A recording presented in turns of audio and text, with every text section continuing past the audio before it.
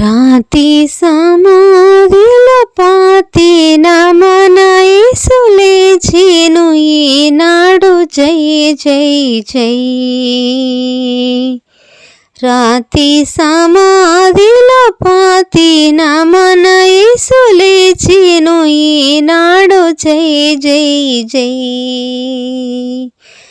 తొలిసారి మరియకు కనిపించి పలికెను ఉల్లాసమాయెను జై జై జై.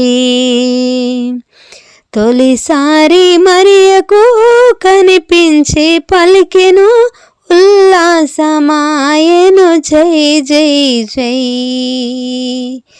రాతి సమాధిలో పాతిన మన యేసు లేచెను ఈనాడు జై జై జై.